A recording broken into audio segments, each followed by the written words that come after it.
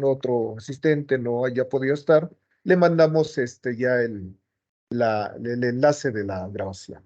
Bien, bueno, pues entonces, si le parece bien, yo nuevamente pues, estaría dando la bienvenida a la doctora Erlinda Silva Pot, la cual, por supuesto, es en este caso nuestra instructora de este curso. Y bueno, pues estamos en la última etapa, en la última sesión, y bueno, que sea provechoso para todos, ¿no? Adelante, doctora, y bueno, bienvenidos a todos los que presentes están, y agradecerles su tiempo para que estemos en esta última sesión. Adelante, doctora, estamos así, le dejo libertad la sesión. Muchas gracias. Bueno, voy a empezar por compartir. Creo que intenté compartir, pero algo no hice bien. Entonces ustedes me dicen si se está viendo. Ya se estaba viendo, ya se ve, sin problema. Muy bien. Bueno, no, yo no la logro ver, pero ha de ser porque estoy, ajá. Bueno, pues buenas tardes a todos. Muchas gracias por la asistencia y por el interés. Nos quedamos la sesión pasada en esto que son las cargas filoclimáticas, que es una manera de llamar a estas obligaciones que adquiere el propietario en el caso de un predio, que están contempladas en la planeación urbana, en el instrumento de planeación, ¿no? Entonces, incorporé algunas cosas, ese material yo se los mandé, incorporé unas cosas que creo que vale la pena recapitular, ¿no? ¿Qué es la gestión urbana? Pues cuando los agentes locales buscan solucionar diferentes problemas de la comunidad, y el principal instrumento de desarrollo para este caso pues son los programas de desarrollo urbano, los programas reguladores o los programas parciales, porque a través de ellos se establece algo muy importante, que es el uso de suelo y los diferentes parámetros urbanos que van a acompañarlo. Pero estos instrumentos, junto con los reglamentos y con las leyes que conforman este conjunto de normativas que van a incidir en cómo el suelo y también los proyectos van a llevarse a cabo o van a tener ciertas limitantes a la hora de aplicarlos, no tienen en la mayoría de los casos en nuestra legislación una claridad hacia cómo hacerlo de manera relacionarlo con el cambio climático. ¿En qué sentido? Hay muchos efectos derivados del cambio climático que vimos en las primeras sesiones, y estos efectos se ven como algo que es ajeno a lo que nosotros tenemos, ¿no? A nuestra vivienda y a nuestro predio. Si lo vemos a nivel ciudad, pues a los diferentes elementos de infraestructura y de equipamiento, ¿no? ¿Por qué? Pues en cierta forma la política pública en México sí tiene ciertos instrumentos que contribuyen con acciones de mitigación y adaptación, como son las NAMAs de vivienda nueva o de vivienda usada, en el caso del sector de la edificación, ¿no?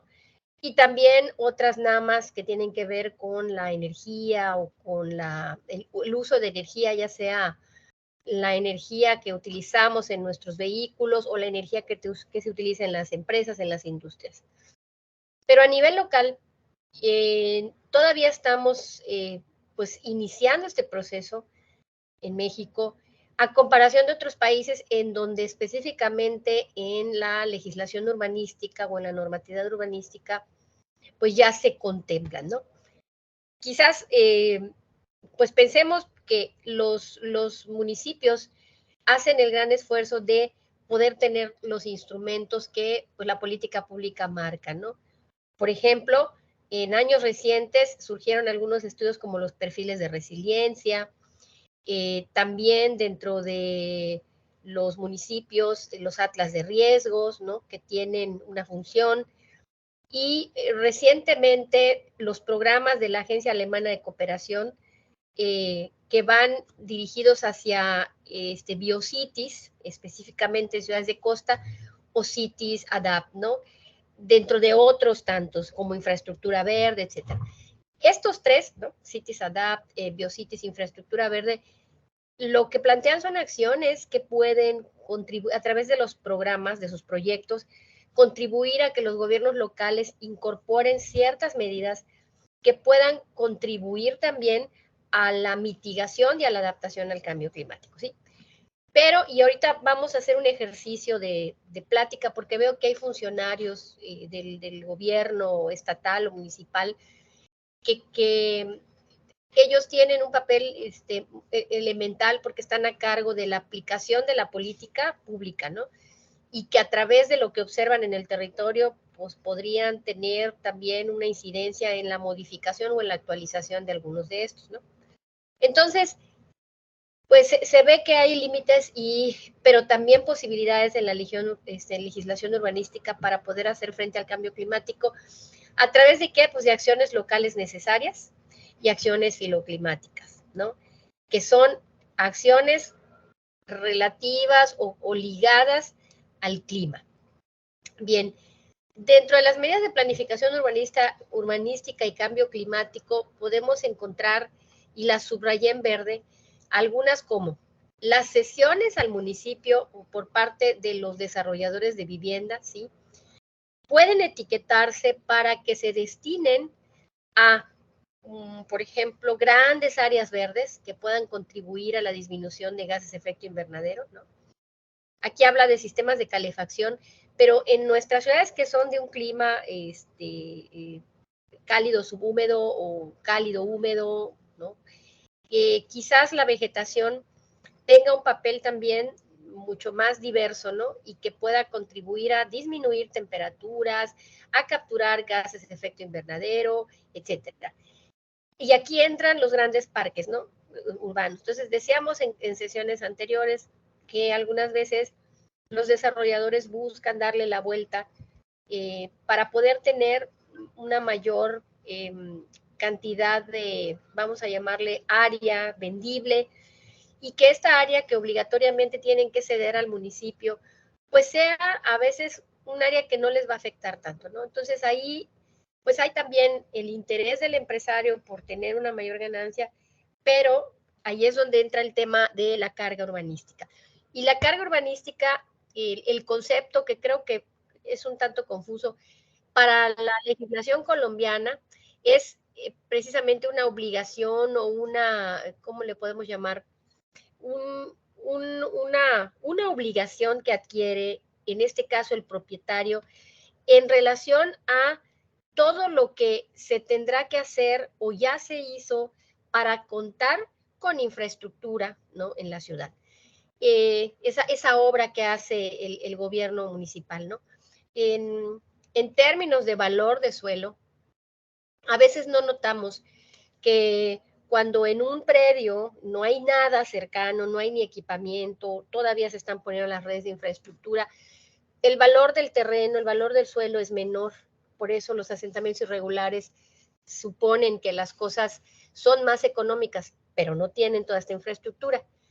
Pero a medida que la ciudad crece, la mejora continua de la ciudad, la incorporación de infraestructuras o ampliación de redes y también el equipamiento, pues va haciendo que el valor de tu terreno vaya incrementando, sin que tú hagas nada, ¿no? O sea, ¿qué hacemos nosotros en nuestro predio? Pues, o en nuestro polígono, si somos desarrolladores, lo que nos marca la ley, o en su defecto, lo que nosotros queremos, que veíamos en la sesión anterior, ¿no? Nadie nos obliga a ampliar nuestra casa o a ocupar todo el coeficiente de ocupación, valga la redundancia, o el de utilización, ¿no? O el de intensidad de uso de suelo. Está ahí, lo podemos hacer. Entonces, hacemos mejoras en beneficio de nuestra calidad de vida. Pero las obras que hace el gobierno, ¿sí? Pues muchas veces son para la comunidad, es para que funcione bien la ciudad. Y ahí es donde entra también nuestra obligación. O sea, todas las acciones que nosotros llevemos a cabo, pues tienen un impacto, ¿no? Entonces, este término de carga no es otra cosa que el reconocimiento a que como ciudadano o habitante de una ciudad, tú tienes también obligaciones para con esta sociedad. Y aquí también vemos, ¿no? Otros puntos como la asignación directa de usos filoclimáticos al suelo urbano, o urbanizable o rural, ¿no? Y estos usos filoclimáticos tienen que ver con ¿Cómo proteges, por ejemplo, a una determinada zona de una inundación posible, ¿no?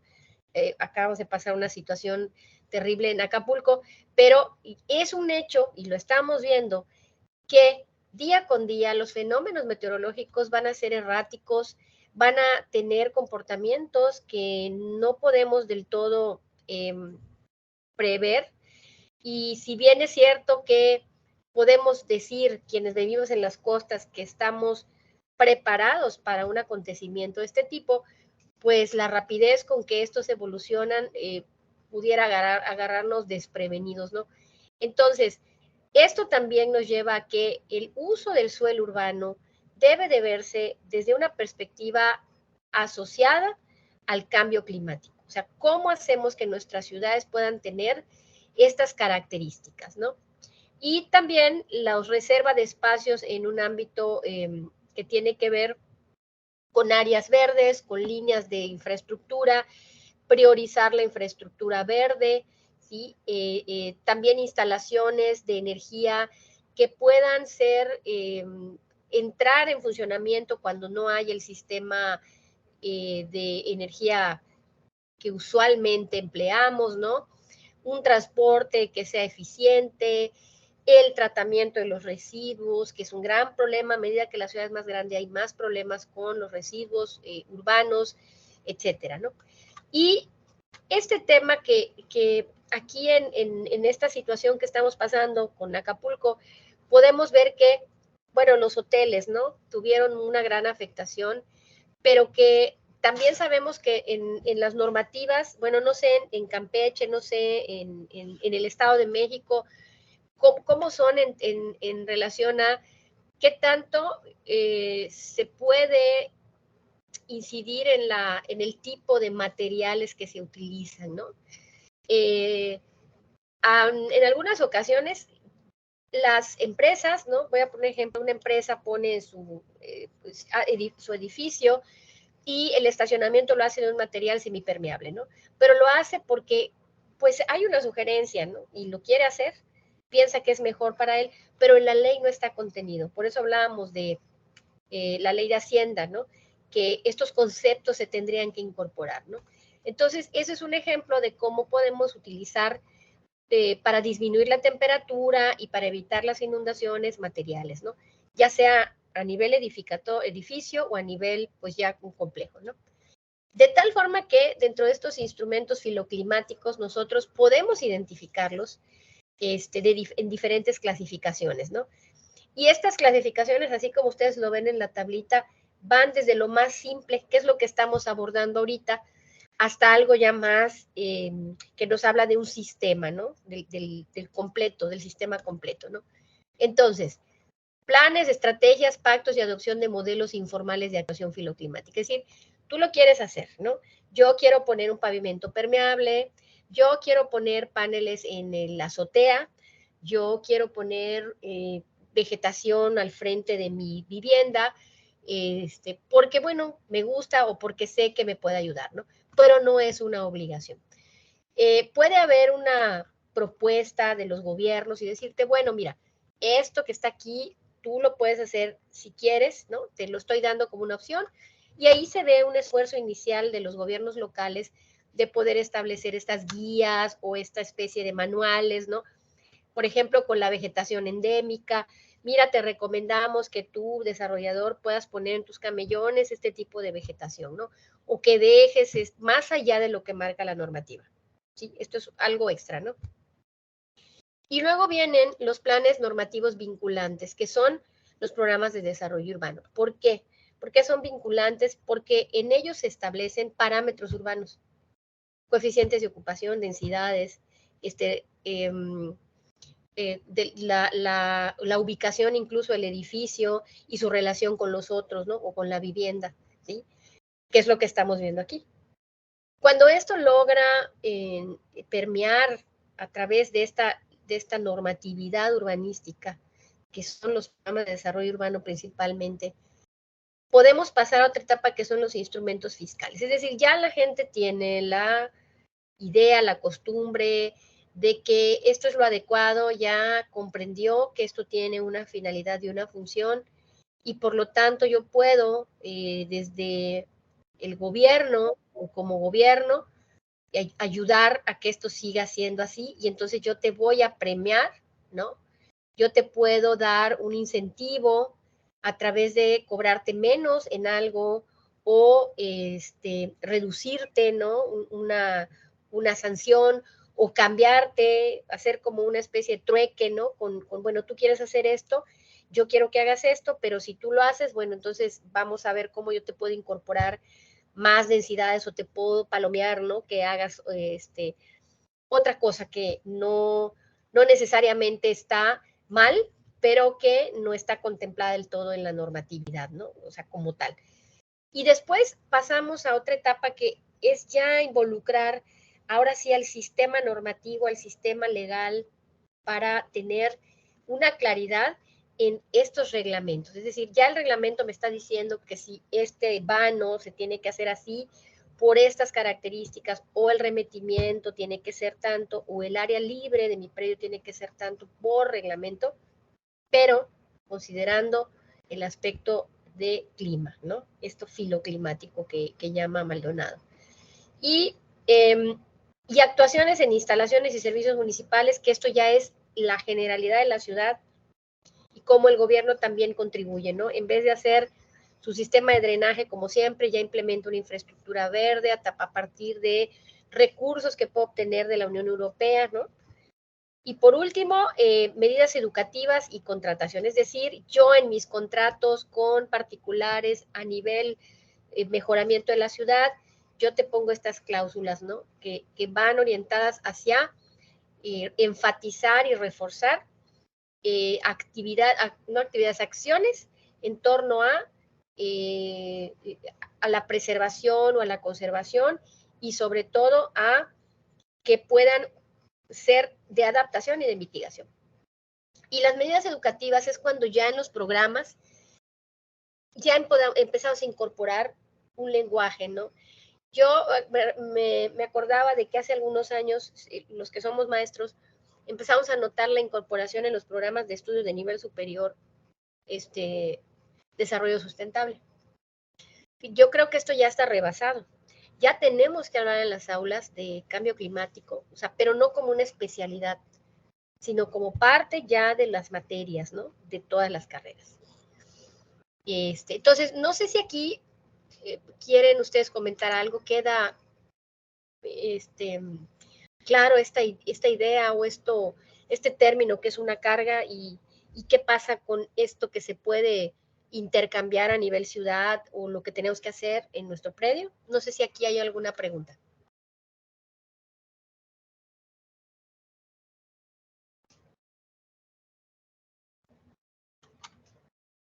Bueno, parece que no. Ahorita me van a empezar a preguntar entonces. Bueno, esto ya lo habíamos visto. Entonces, una carga urbanística es desde una perspectiva de cargas y beneficios que el ciudadano contrae o adquiere toda vez que tiene un predio que está dentro de un programa de desarrollo urbano y que tiene una serie de criterios. Y aquí quiero, voy a cambiar lo que estoy compartiendo y voy a compartirles esto. A ver. Miren. Cuando tenemos en el PDU todos estos usos de suelo, cuando vamos a construir o cuando como arquitectos estamos haciendo un proyecto, son nuestras restricciones, ¿no? Tenemos una densidad, tenemos una altura y tenemos restricciones, ¿no? Esto que está aquí constituye para nosotros una obligación, ¿sí? O sea, una vez que adquirimos el derecho, yo pago el trámite para construir, esta es una obligación que yo debo de cumplir. Pero si observamos estas obligaciones, ¿sí? Número de cuartos, porcentaje de COS, porcentaje de CUS, qué pasa con los restricciones laterales o las frontales, ¿no? Bueno, que aquí está general. ¿Qué pasa con eso? No están orientadas hacia algo que tenga que ver con adaptación y mitigación. Y eso es lo que yo quiero que enfatizar aquí. Nuestros programas de desarrollo urbano pueden ser orientados a ello. Y si no lo están, podemos nosotros como autoridades, ¿no? Orientar que esos usos, o vamos a hablar de las áreas libres, las podamos tener para contribuir como una medida de adaptación. Y entonces va a tener un papel muy importante, va a jugar un papel muy importante lo que la autoridad, el seguimiento que le dé la autoridad y el conocimiento que tengamos nosotros de la importancia de esa decisión. Entonces, más allá de todos estos numeritos que vemos, ¿no? Cuáles son los equipamientos que pueden haber, ¿no? Y las compatibilidades, que esto es lo que trae un programa de desarrollo urbano, nosotros nos damos cuenta, perdón que lo pase rápido porque quiero llegar al esquema, a la carta urbana. Está por acá. Sí, aquí está. La voy a girar. Nosotros tenemos pues una serie de usos de suelo, ¿no? Aquí, estos usos de suelo, habitacional, comercial, turístico, recreativo, para nosotros que tenemos un predio aquí, nos da pues un derecho. Nadie, o sea, este derecho pues está establecido toda vez que yo pueda hacer uso de ese predio bajo esos requerimientos que me marca el programa de desarrollo urbano en el momento que yo lo quiera. Pero también yo les comentaba, siempre lo vemos desde nuestra perspectiva, pero todos los requerimientos, todos estos aspectos o parámetros urbanos que me dicen colindancias, número de niveles, el coeficiente de ocupación, el coeficiente de permeabilidad, si es que lo hay, son derechos. O sea, yo tengo que cumplir con ello. Lo cumplo, pero también vemos que no están orientados en su totalidad o prácticamente cero hacia una característica de mitigación y adaptación.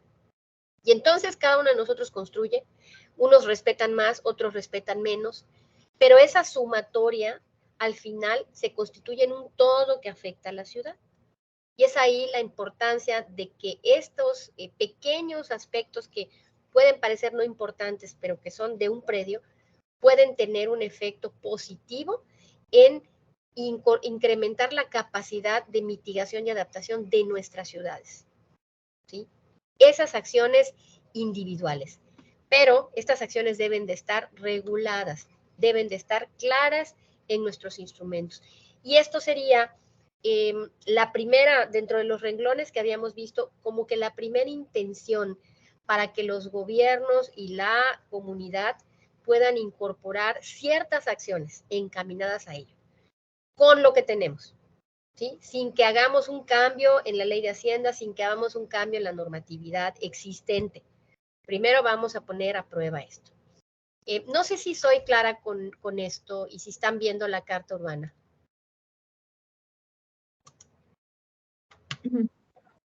Sí, se ve. Sí, bueno, no sé si hay alguna pregunta en torno a lo que he comentado. Sí, Víctor, bueno, vi que Víctor abrió su...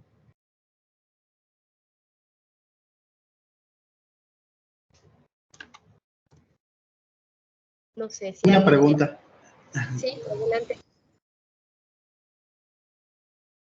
Ninguna pregunta. Que sea claro. Escuché una pregunta.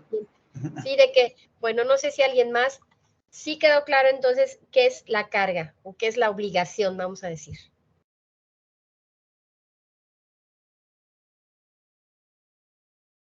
Bueno, muy bien. Bueno, entonces dejo de compartir esto y regreso un poco a la presentación para ya concluir con esto y pasar al ejercicio de la tablita. ¿De acuerdo? Entonces, una sesión, en el caso de un polígono que tengo en desarrollo, una sesión es una, ¿cuál es la carga para el usuario, no? Él obtiene un predio, lo quiere desarrollar y entonces el gobierno municipal o la normativa señala, ¿no? Tiene que haber una sesión que representa el 10% de la superficie bruta de ese polígono, ¿sí? Eso es una carga para el usuario, es una obligación. No puede evadir esa obligación, ¿sí?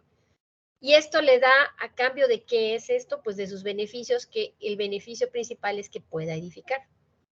Esto es el concepto de carga urbanística. Ahora, esta carga urbanística básica, que creo que lo veíamos la sesión pasada, es, bueno, me marca la normativa que yo tengo que dar tanto por ciento, eso es lo que voy a ver. Lo vemos a nivel de predio. Me marca la normativa que yo debo dejar el 20% de superficie libre en el predio, ok, lo voy a hacer, entre comillas, porque a veces a nivel lotes no lo vemos, ¿no? ¿A cambio de qué? Pues de que yo pueda construir, ¿sí? Muchas veces eso se pierde de vista. Yo puedo hacer con mi predio lo que yo quiera, ¿no? Pero no, hay una serie de características, ¿no? Entonces aquí viene la tablita que veíamos la vez pasada, ¿no? Las cargas filoclimáticas son aquellas que están asociadas a, o que van a contribuir a adaptarse o mitigarse, o bueno, no adaptarse o mitigarse, van a contribuir a generar estrategias de adaptación y mitigación al cambio climático, a los efectos del cambio climático, ¿no? Puedo hacerlo o no lo puedo hacer cuando yo quiera hacerlo, ¿sí? No prescribe hasta ahorita el derecho que yo tengo de, bueno, construir en mi predio o no construir en el momento que yo quiera. Y entonces esto es, pues, voluntario, ¿no? Hasta cierto punto, y pues está derivado de una normatividad, y la finalidad de esto, bueno, en este caso puede ser orientada a la mitigación de impactos, ¿no? O compensación de impactos negativos. Por ejemplo, cesiones, 10% de la superficie.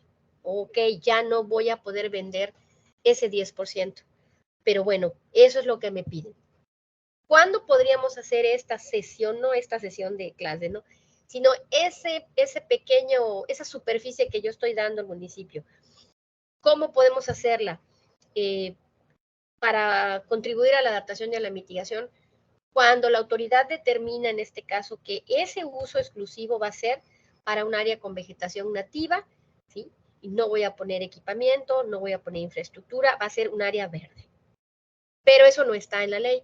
En nuestra ley de asentamientos humanos y desarrollo urbano, te dice simplemente la cesión que preferentemente podrá utilizarse para la construcción de infraestructura, equipamiento o área verde, ¿sí?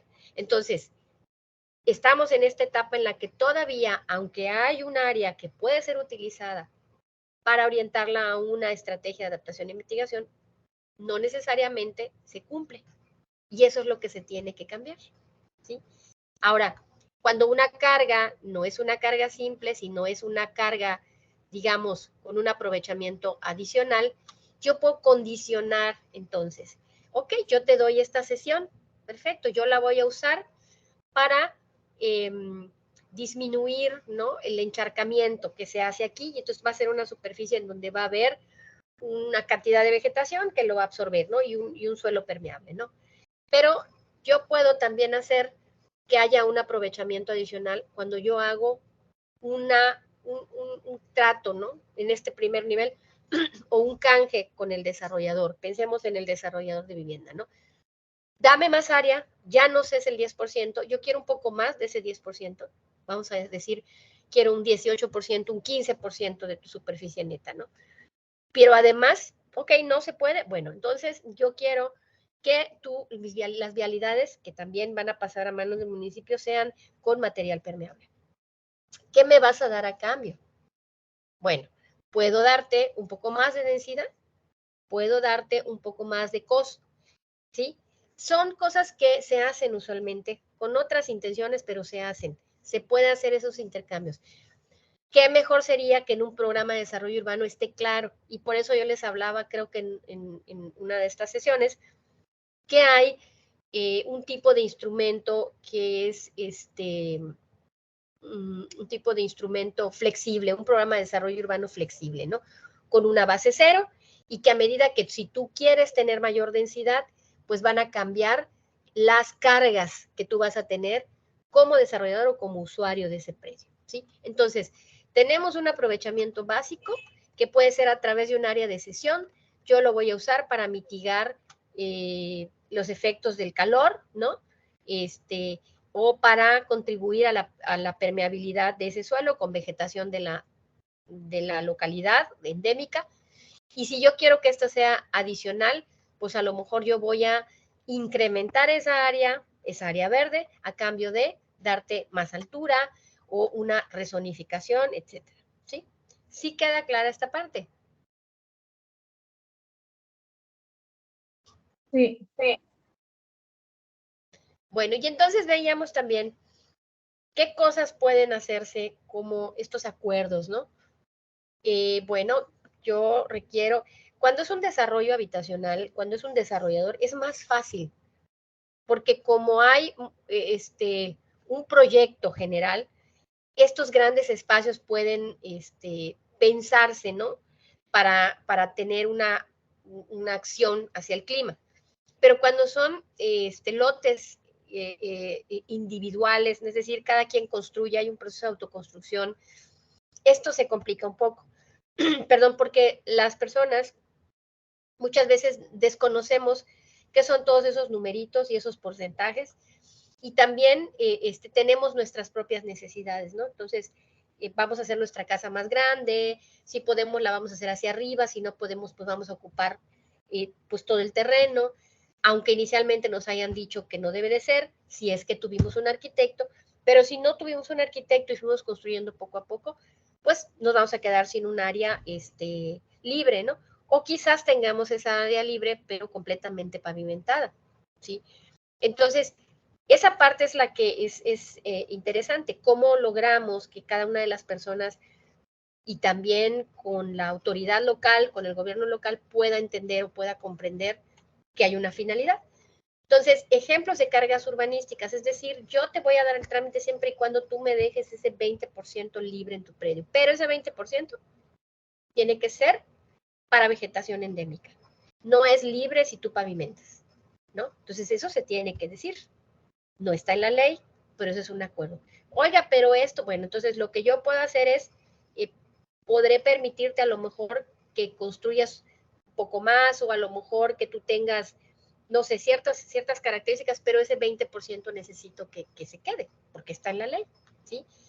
También puedo, con una carga urbanística, que veíamos, ¿cómo se llama? Es esta, una adicional, yo te puedo pedir que tú tengas un jardín de lluvia en el frente de tu casa para que me ayudes a disminuir el aporte del agua, de las aguas pluviales a la red de la ciudad.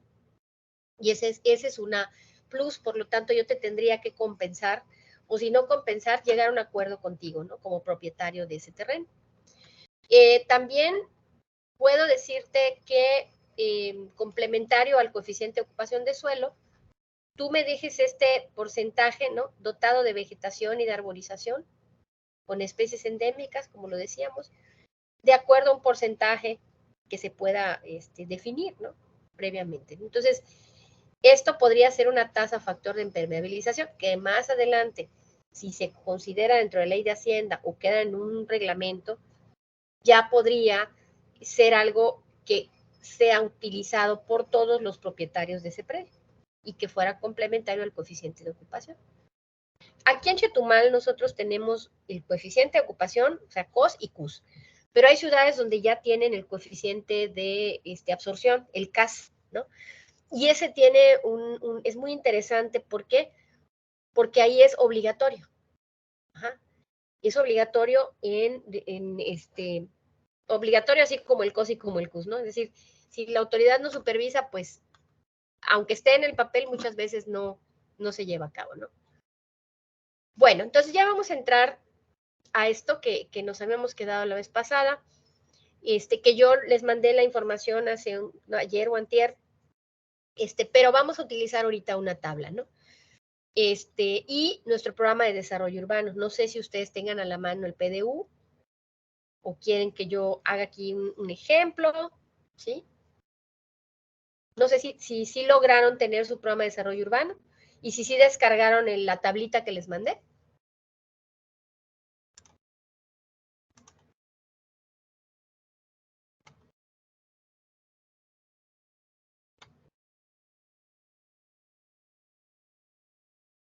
¿Sí descargaron la tablita que les mandé?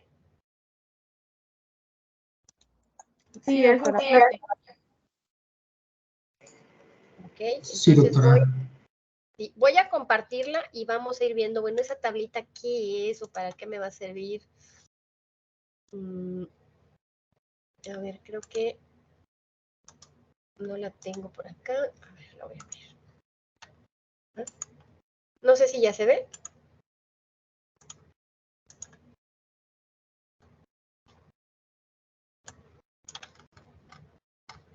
Bueno, ¿qué es lo que hicimos en esta tabla? Creo que esta es la que ustedes tienen, si mal no recuerdo.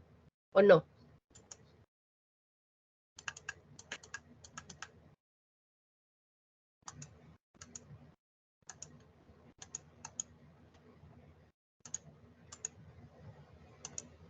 ¿Esta tabla la tienen ustedes? ¿Es la que les mandé?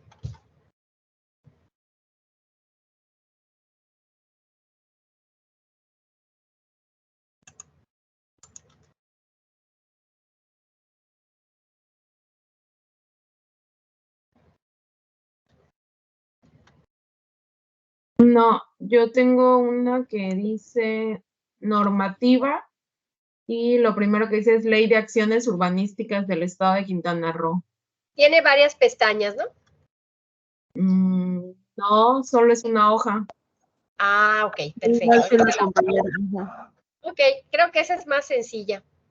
Dice normativa. Ok, perfecto.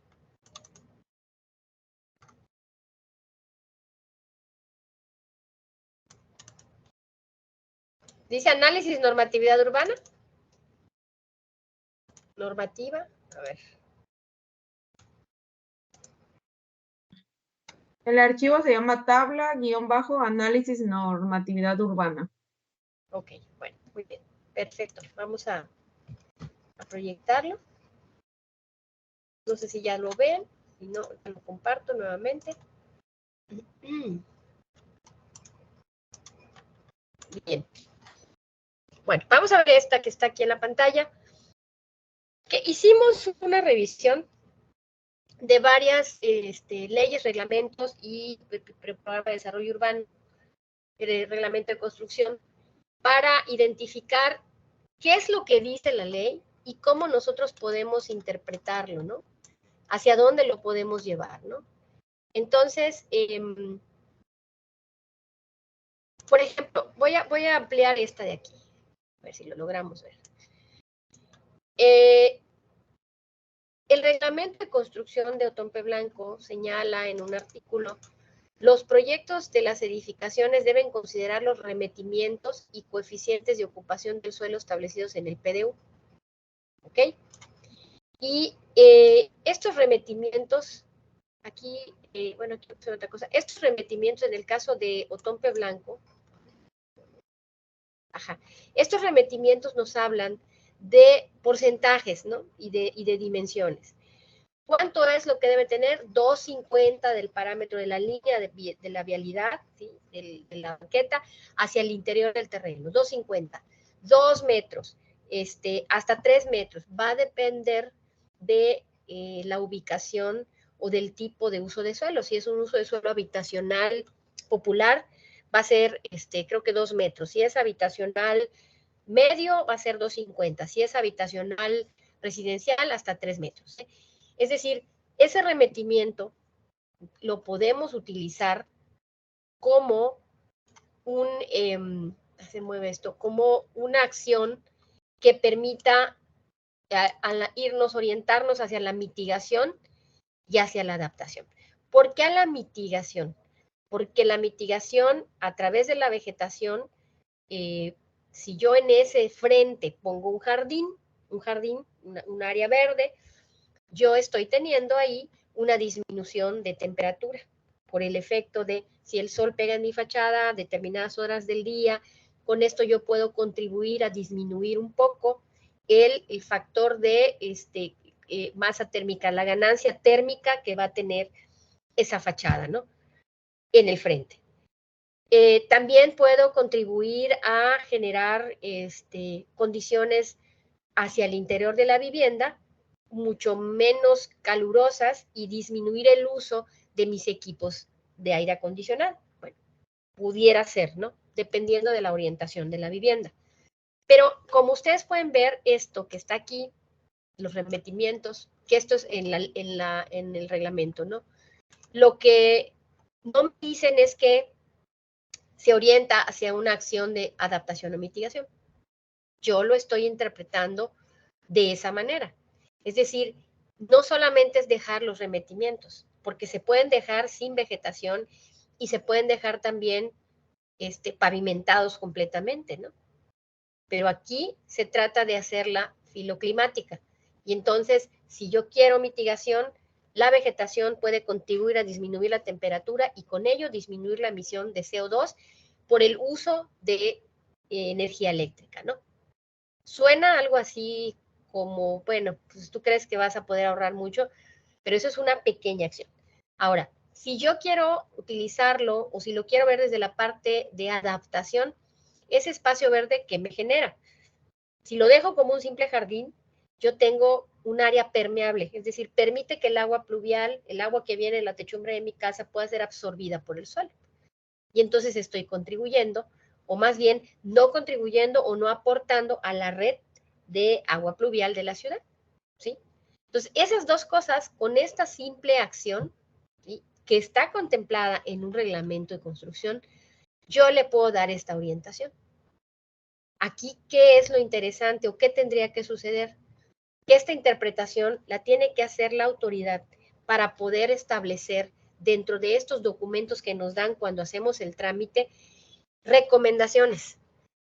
Si no está en la ley de Hacienda, pues yo no lo puedo catalogar como un concepto todavía, pero sí puedo iniciar por hacer recomendaciones. ¿Ah? Y esa recomendación yo la puedo poner orientada hacia mitigación u orientada a adaptación. Entonces, supongamos que tenemos muchísimos terrenos en la ciudad que no tienen área libre, ¿no? O sea, que no tienen patio para que yo pueda generar un jardín o que no tienen frente para hacer un jardín, ¿no? Entonces, ¿qué está pasando ahí? Pues estamos haciendo un aporte, estamos generando mayores condiciones de una temperatura que no se puede disminuir, ¿no? Y con ello, pues no estamos haciendo o teniendo, vamos a decir, una acción específica filoclimática, ¿no? A ver, no sé, sí me gustaría escucharles si estoy siendo como que estoy revolviéndoles o si queda claro el punto al que quiero destacar.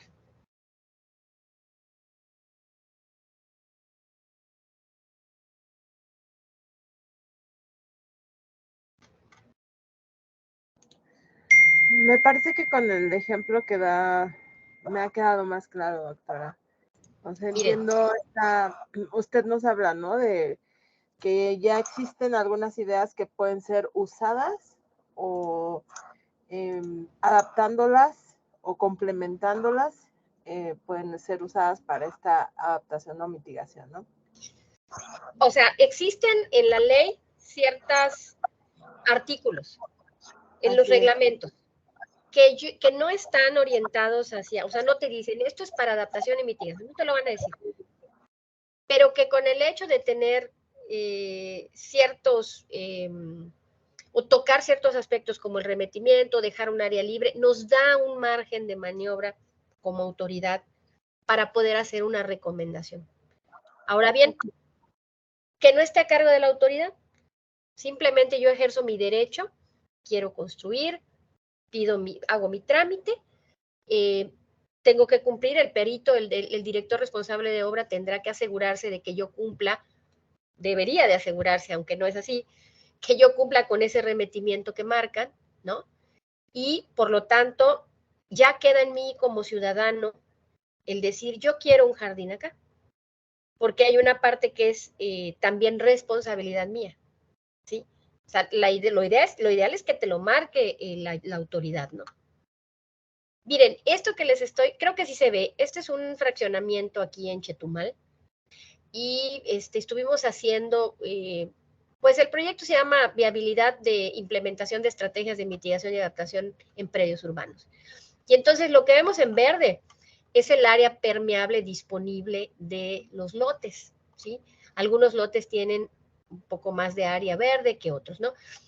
¿Cómo determinamos esto? Bueno, a través de una fotografía aérea, de un mosaico, pues fuimos sacando qué áreas quedaban libres. Lo curioso aquí es que son muy pocas viviendas, muy pocos predios que tienen libre su frente. Y la mayoría de estos predios tiene su saliente o bajante de agua pluvial hacia la calle. Estas construcciones, estos son lotes de un fraccionamiento, es decir, fue un polígono que se desarrolló, tiene áreas centrales verdes, ¿sí? Pero estamos a nivel de lote, que se desarrolló y con el paso del tiempo la gente empezó a incorporar, pues, algunas modificaciones a su predio, ¿no? Algunos sí tienen todavía el remetimiento, pero esta cantidad de área verde, estos puntitos que ustedes ven, son como que el espacio más grande que tiene el lote donde hay área verde, porque lo demás o está construido o está pavimentado. ¿Sí me doy a entender?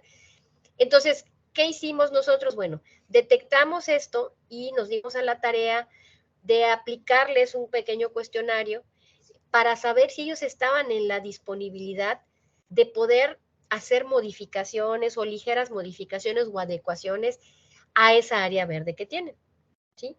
Porque no es un área verde que esté diseñada expresamente para eso, o sea, ya pusieron algunas otras cosas ahí. Entonces, bueno, este es un ejemplo, ¿no? Acá hay otra colonia, bueno, estos son para intervención. Pero bueno, aquí en esto sí enfatizar, ¿no? Cómo estamos nosotros viendo, pues, la cantidad de áreas verdes, ¿no?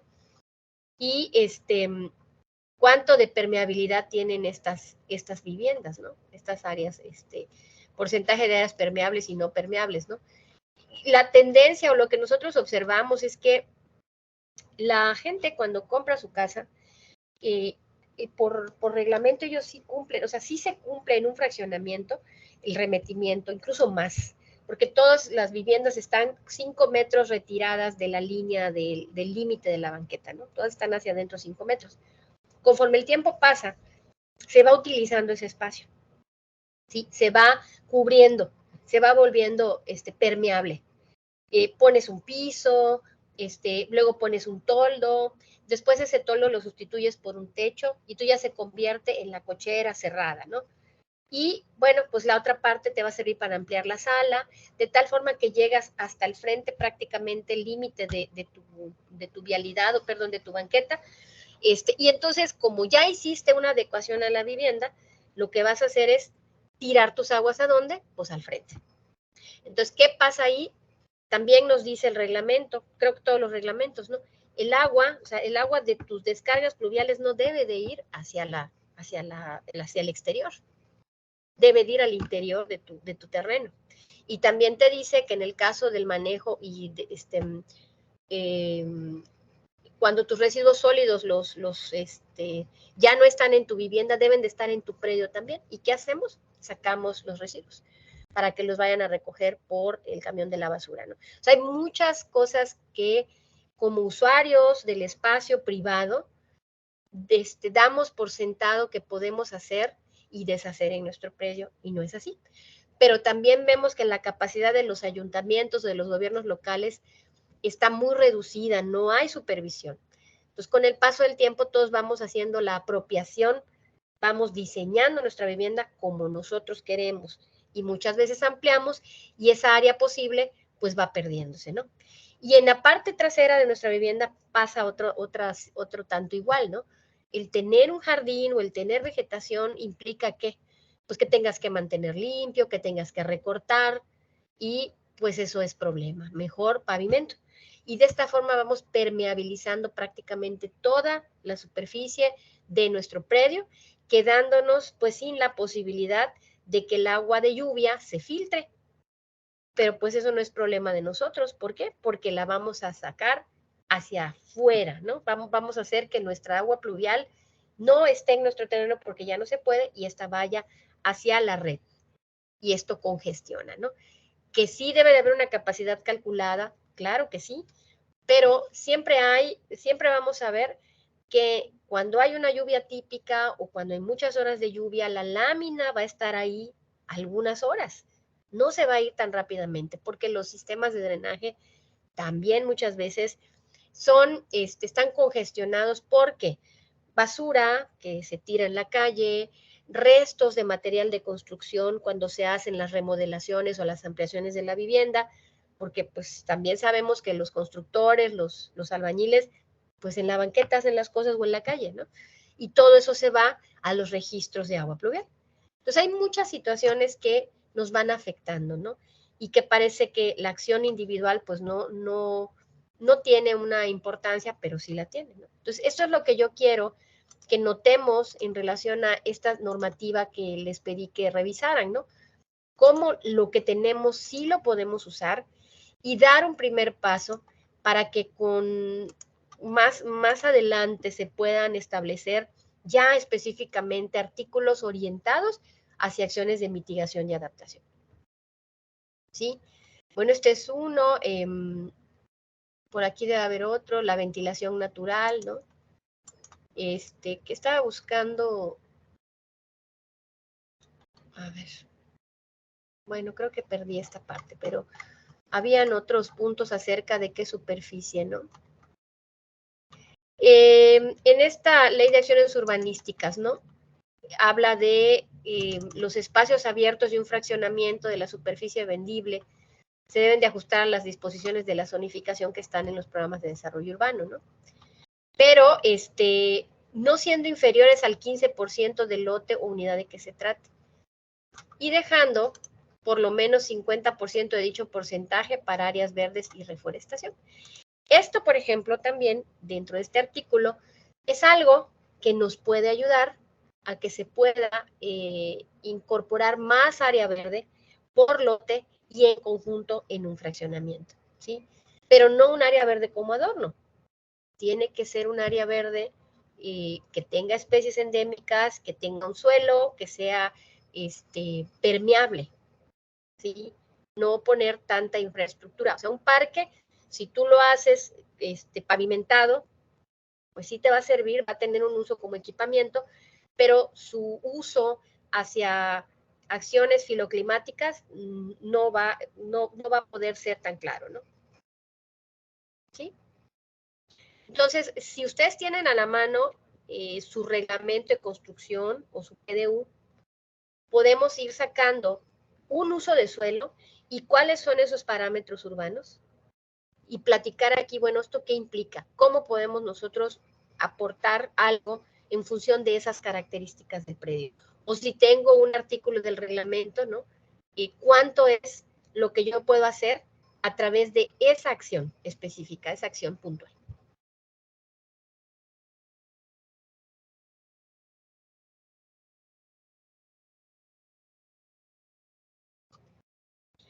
Si tuvieron oportunidad de ver algún reglamento de ustedes.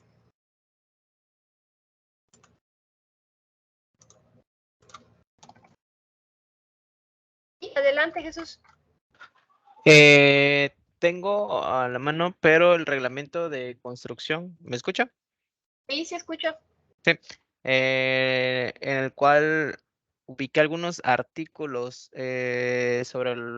trataba principalmente sobre el tema de los aguas pluviales, que no se puede hacer bueno, artículo 259, los desagües pluviales de albercas, fuentes, climas artificiales y en general instalaciones que eliminan aguas servidas no podrán realizarse en vía pública. Artículo 260, todo edificio deberá contar con un sistema de recolección de agua residual propio y exclusivo que deberá estar conectado al sistema de alcantarillado en las zonas que ésta exista. Esto es principalmente porque aquí pues es una isla y no todos los fraccionamientos tienen un sistema de alcantarillado conectado mediante las casas puedan pues deshacerse de eso, ¿no? Entonces cada uno en cierto modo tiene que hacerse cargo, ya sea con sus propios registros o fosas sépticas, dependiendo lo que hayan construido. Entonces por eso igual son estos artículos que mantiene el reglamento de construcción.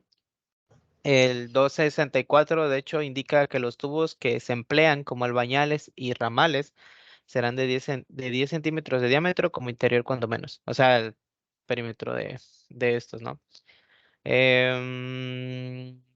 Y también los primeros artículos, creo que aquí está.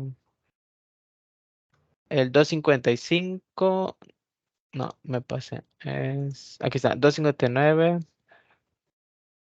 No creo que se lea que aumentado. Son principalmente como más específicos al tema de la construcción, los que estoy checando. A ver, ya había visto uno, pero no recuerdo en dónde.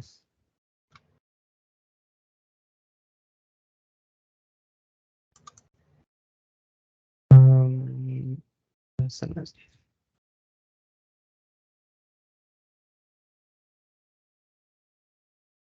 Ok, no lo encuentro.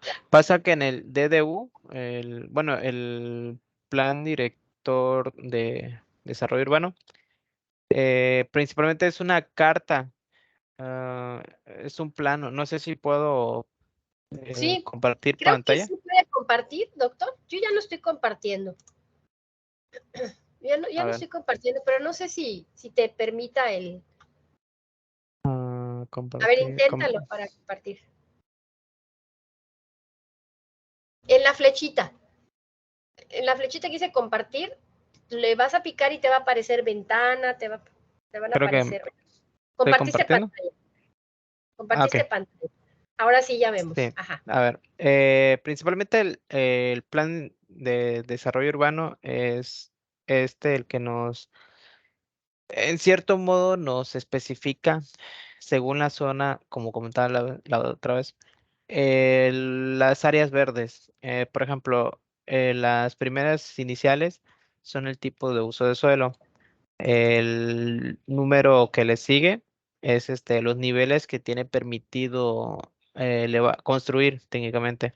Y por último, esta cifra es el porcentaje de área verde que tiene que dejar cada terreno, según en la zona, en estas zonas que está pues regulada, ¿no? En cierto modo.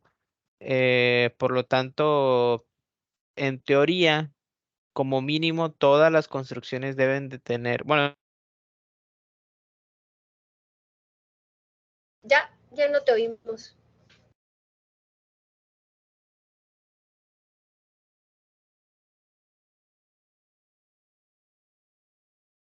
Creo que se congeló.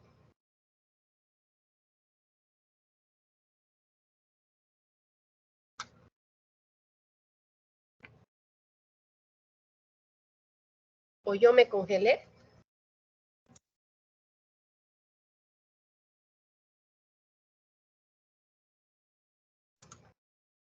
No, doctora, usted se escucha muy bien. Entonces el compañero creo que Creo que se... fue el compañero el que se congeló. Ok. No, pero usted está bien, ¿eh? No sé si alguien quiere más participar. Sí, creo que lo sacó.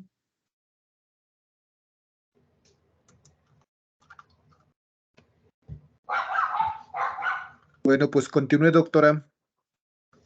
Pues no sé si alguien quiera poner otro ejemplo, o que tenga identificado un artículo, o a lo mejor si no hizo la revisión, que en mente tenga alguno o algo que le llame la atención de la ciudad para ver cómo lo podemos relacionar con un artículo.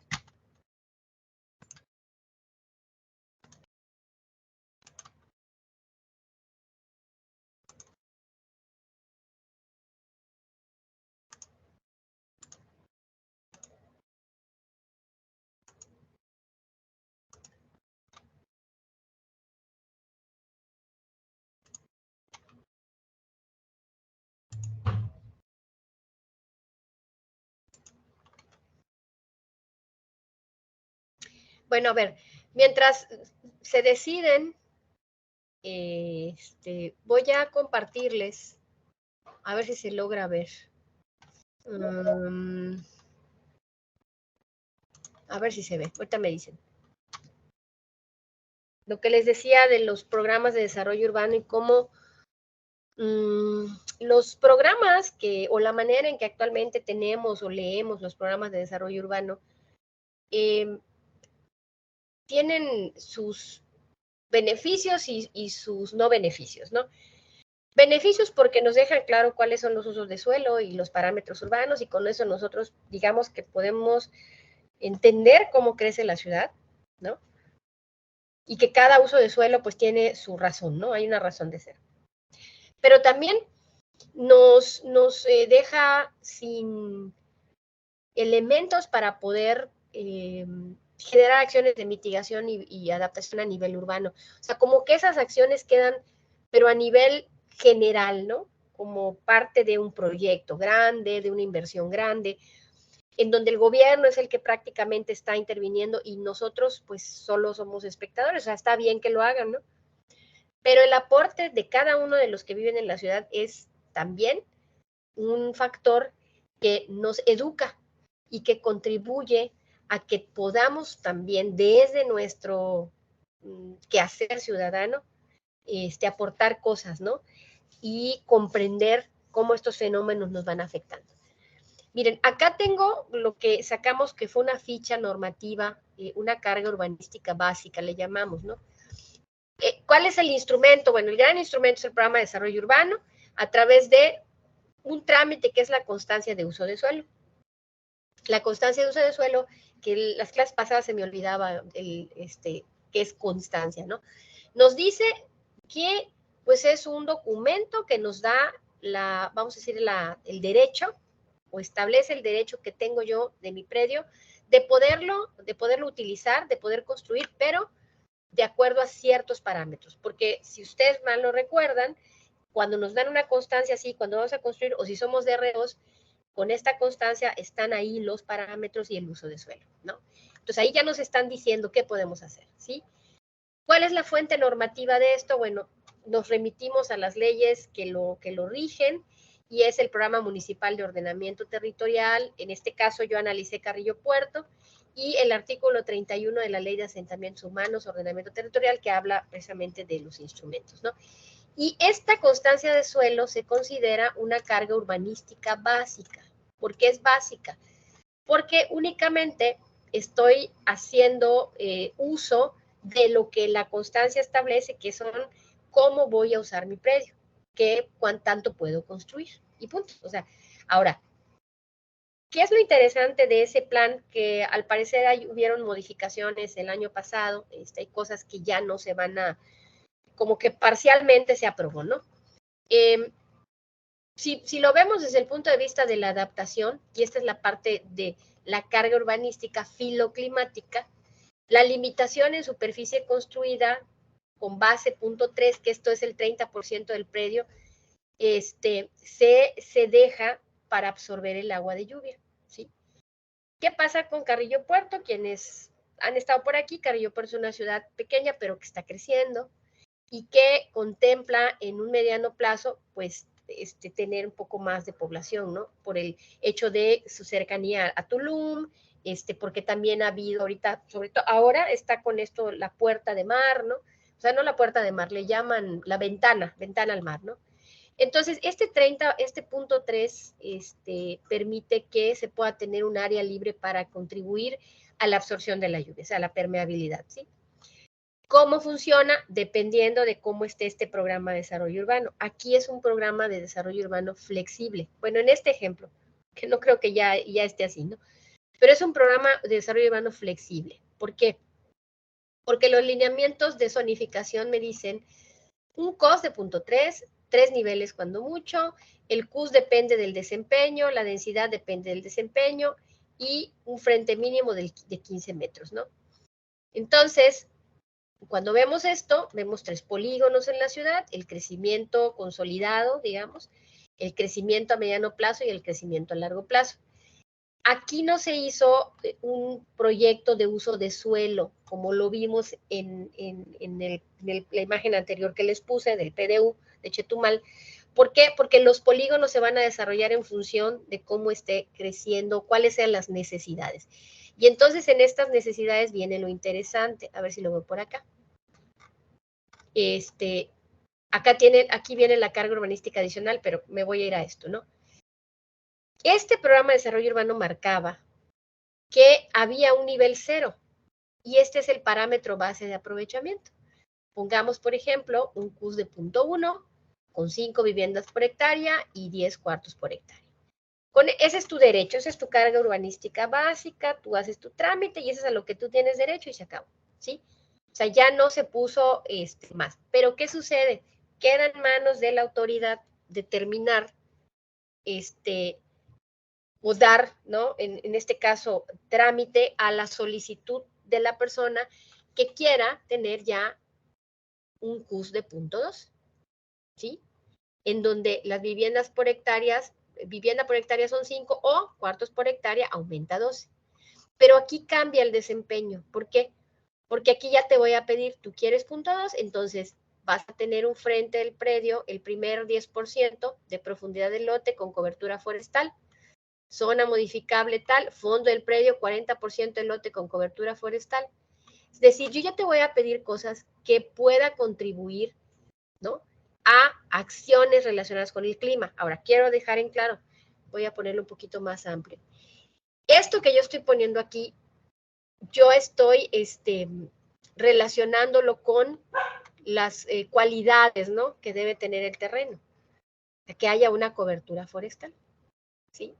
Si la persona o el que está haciendo el trámite dice yo quiero un CUS de .3 o me interesa o quiero subirlo a .3, ¿cómo no? Para que tú tengas un aprovechamiento mayor de 16 cuartos por hectárea, bien, vas a tener que crear infraestructura verde obligatorias. ¿Cuáles son? Jardineras o forestación con especies que no deterioren el ecosistema. Estas bardas deberán contar con drenaje o pasos inferiores para animales pequeños, en caso de que sea, dependiendo del tamaño del predio, sistemas de captación y reuso de agua pluvial, sistemas ahorradores de energía, eliminación de la contaminación por sonido, y selectivas, es decir, tus obligatorias son estas, pero aquí como las materias optativas, ¿no? Me vas a elegir una de estas, ¿no?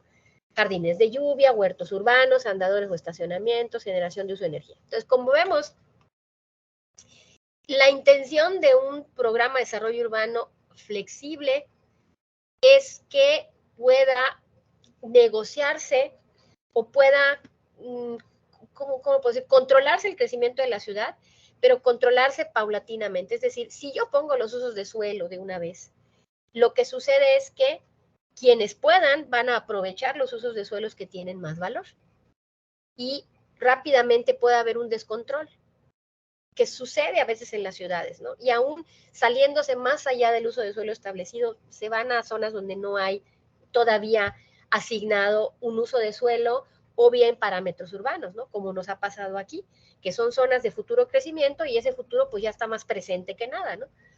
Bueno, entonces, aquí también me regreso, ¿no? Este instrumento sería una carga urbanística adicional porque sería una constancia de uso de suelo más una constancia de responsabilidad y desempeño social ambiental que le va a permitir a la persona que lo está solicitando tener beneficios, pero que está también contribuyendo. Es decir, tú quieres tener más densidad, está bien, pero esta es la negociación. ¿Quieres tener más CUS? Esta es la negociación. Vas a tener que hacer esto. Eso es lo que quieres. No lo quieres, no hay problema. Te quedas con el básico, ¿no? Con el aprovechamiento. No te niego el aprovechamiento de tu predio, pero pues estas son las condiciones, ¿no? Y entonces, aquí, ¿cuál es la relación? Pues con la adaptación, porque como vimos en los puntos anteriores, pues se habla de las obligatorias, ¿no? Y una de ellas es la captación de agua de lluvia.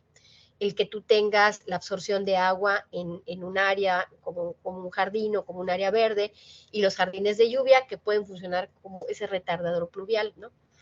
Y a nivel mitigación, pues ya que tienes vegetación, puede contribuir, lo que decíamos hace un momento, a disminuir el efecto de la temperatura elevada al interior de la edificación, ¿sí? Que puede beneficiar en que se disminuya también el uso de los aires acondicionados, ¿no? Ahora, en menor medida, porque dependerá del tamaño del predio, esa masa vegetal puede contribuir a la captación de CO2, ¿no? Entonces, esto, aun cuando no está así, o sea, cuando no está especificado así en el programa, sí tiene una relación con, con aspectos que contribuyen a la adaptación y mitigación al cambio climático. Y eso es a lo que yo quiero llegar en este pequeño curso, ¿no? Y a lo mejor fue muy teórico al inicio. ¿Cuál es nuestro papel como planificadores o como personas que estamos relacionadas con los temas del territorio, para que las ciudades sean resilientes, para que las ciudades tengan acciones orientadas hacia la adaptación y a la mitigación. Yo creo que es un papel muy grande y que también como ciudadanos pues tenemos que tener esta información. Entonces, bueno, quienes podemos contar con conocimientos, que estamos a nivel en las escuelas o trabajamos en gobierno, pues podemos tener un poquito de acercamiento hacia los que toman decisiones y hacia los que hacen los instrumentos, ¿no? Y hacer cosas diferentes, ¿no? Para orientarlo. Digo, estas son las etapas como las mostré hace un momento, es irnos poco a poco, pero podemos ver que un instrumento de planeación urbana sí nos puede dar como que los elementos, ¿no? La cuestión aquí es cómo como autoridad o como ciudadano podemos orientarlos hacia algo filoclimático, hacia una acción o a una carga, no carga, perdón, a una acción más relacionada con el clima, ¿no? Entonces, esa es la intención de este curso. Y ahora sí, pues me gustaría escucharles, porque pues ya estamos a punto de cerrar. Y se está descargando la pila de mi compu, entonces les escucho mientras lo pongo a conectar. Lo pongo a cargar. Sí, veo una manita elevada. Adelante. Se salió Jesús, sí. Sí, me volví a conectar. Lo que pasa es que me tiró la aplicación. Sí, por lo que mostró, bueno, por lo que has mostrado varias las sesiones y pues obviamente lo que tenemos a la mano, sí es una gran diferencia en cuanto a lo de la planeación urbana, ¿no? Y en la regulación tal cual. El tema está en que como desarrollo urbano, pues los artículos o parámetros con los que manejan principalmente son directamente con igual el desarrollo habitacional, me parece que se llama. De hecho, creo que lo vi en el artículo que tiene usted de uso de suelo. Y sí, efectivamente, el aspecto de que ya esté como que condicionado el uso de suelo que debe haber en cada sector, realmente no respeta la realidad de la situación de las personas, porque hay muchas personas que tienen en zonas habitacionales, pues talleres, ya sea de coches, ya sea de soldadores, ya sean comerciales pequeños, y técnicamente son zonas no reguladas por el aspecto de que para que ellos puedan hacer un cambio de uso de suelo, pues hay que hacer ciertos trámites, ¿no? Y pues obviamente es un gasto para personas que con trabajo y pueden abrir una tiendita en ese aspecto, ¿no? Y en el aspecto un poquito más que afecta al entorno, está pues los talleres mecánicos. Estos pues obviamente no cuentan con el uso de suelo específico y por lo tanto no tienen legalmente un seguimiento o un asesoramiento más que nada de en qué condiciones debe estar su negocio. Es más que nada en el tema de los aceites de los vehículos, lo dejan, no sé, ahí en la banqueta o en el mismo terreno. Si en el caso que dejan tierra, ¿no? Otras veces, pues simplemente, pues igual pavimentan por tal de que cuando llueve no se les encharque. Y el problema es que cuando llueve todos esos aceites, todos esos, pues, contaminantes químicos, pues van a dar hacia la parte del alcantarillado de la ciudad. Que al final de cuentas la descarga de ese, pues, al arroyo de la Caleta y pues los cuerpos de mangle que tenemos cerca y pues el mar, ¿no? Dependiendo igual la zona en la que se encuentren estos lugares. Entonces creo que ahí sí sería más que nada el objetivo de buscar la manera de dar como que ese paso de generar un plan de desarrollo urbano flexible como el que presentó usted, principalmente para que se pueda dar como que el asesoramiento o acercamiento adecuado del cómo es el uso que se le tiene que dar, o más que nada el aprovechamiento a este tipo de situaciones para asesorar a las personas, ¿no? No tanto el tema de, no, pues tienes un local, tienes que hacer trámite y listo, ya, ¿no? Sino simplemente sino realmente de manera ambiental dar como que una solución adecuada para no afectar pues este tipo de entornos, porque no solamente afectan su terreno, sino también a los que colindan. Y pues, bueno, ese es un punto de vista, ¿no? En el aspecto. Gracias. Bueno, sí, pero aquí no quería, el ejemplo que les puse es para que viéramos que con los instrumentos, con un programa de desarrollo urbano podemos generar estrategias, ¿no? Que nos orienten hacia esto de lo que estamos hablando, ¿no? Normatividad urbana y cambio climático.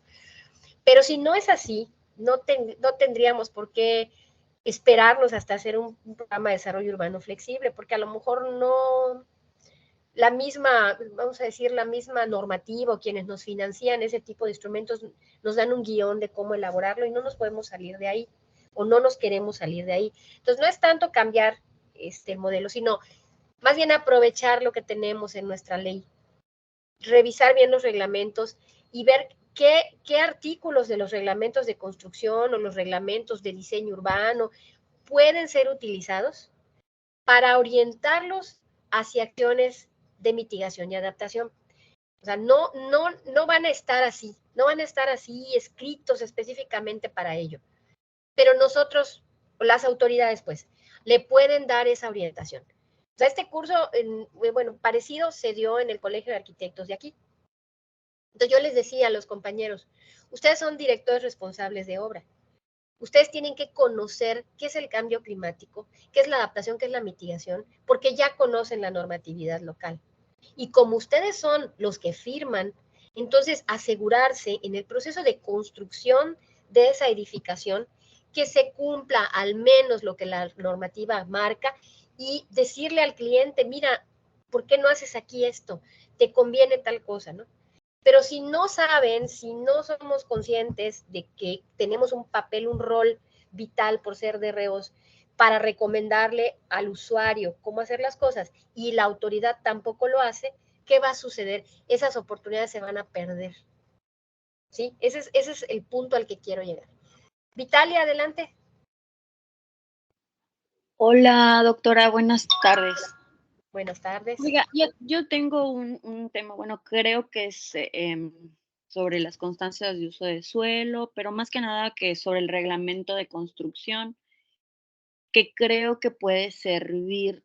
Hay una parte en donde dice de lo de las bajantes de aguas pluviales, ¿no? Sí, Que no sí, deben sí. de dar a la avenida, a las calles, si no me equivoco. No me acuerdo exactamente del reglamento, pero yo pienso que ahí se puede aprovechar. Si bien, no, como usted dice, no se puede cambiar la ley, se puede generar algún elemento constructivo para que el aprovechamiento de esa agua pluvial nos sirva dentro de nuestra vivienda. Puede ser una opción, ¿no? Así es. O Sí. también, también hay un tema, también en el tema de la normativa. Cuando te entregan tu constancia de uso de suelo y te dicen los parámetros, tú puedes construir tanto, tienes tanto de área verde, tanto de coscus, no sé qué, ¿no? Entonces, antes, o sea, es que también sabe cuál es el problema que yo veo que pasa actualmente, que muchos de los arquitectos, me incluyo, primero diseñamos y nunca consultamos esa constancia de uso de suelo. O sea, cuando ya quieren ellos meter el proyecto, les piden la constancia de uso de suelo, la tienen y dicen, wow, no coincide con nada con lo que tengo diseñado, ¿no? Entonces también ahí va un grave error en cuanto también creo que nos falta un camino por estudiar a los arquitectos en cuanto a las leyes y formarnos de que primero tenemos que tener lo que me dice mi constancia de uso de suelo, lo que me dice la ley.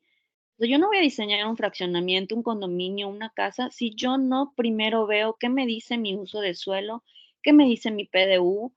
Entonces, desde ahí creo que viene como que el tema, ¿no? Entonces, si yo respetara lo que me dice mi PDU, en mis lineamientos, mi constancia de uso de suelo, yo no tendría los problemas que se pueden ocasionar ahorita con el tema del medio ambiente, ¿no? Porque también sí se está dejando esa parte que te dice coeficiente de uso de no sé qué ambiental o de permeable, no sé qué.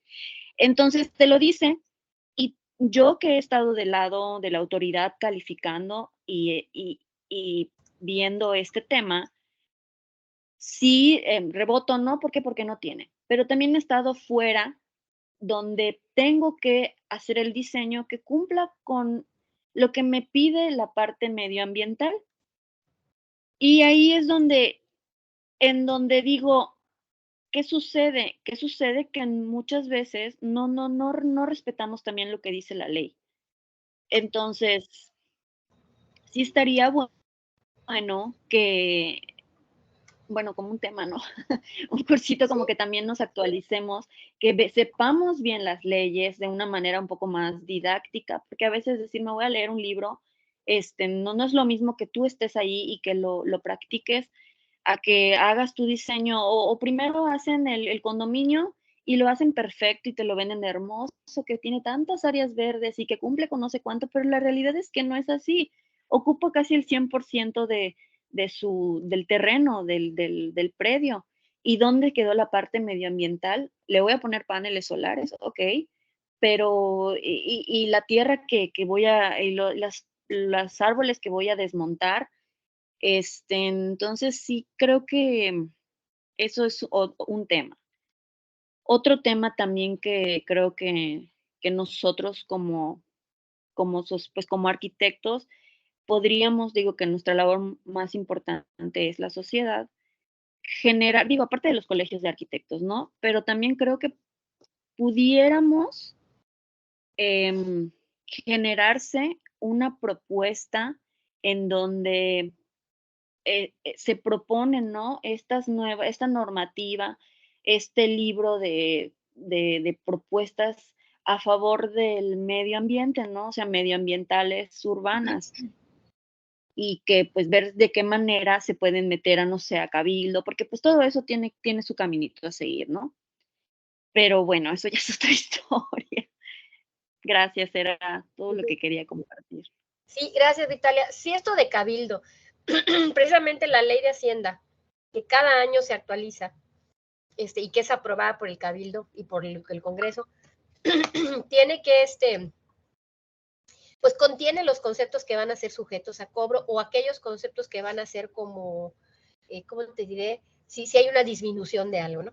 Entonces, yo creo que no necesariamente tenemos que hacer más cosas porque hay muchas cosas. O sea, hay ciudades que tienen planes de acción climática, perfiles de resiliencia, programas de desarrollo urbano, ley de no sé qué. O sea, hay un montón porque hicimos nosotros ese trabajo de revisar y hay muchas cosas.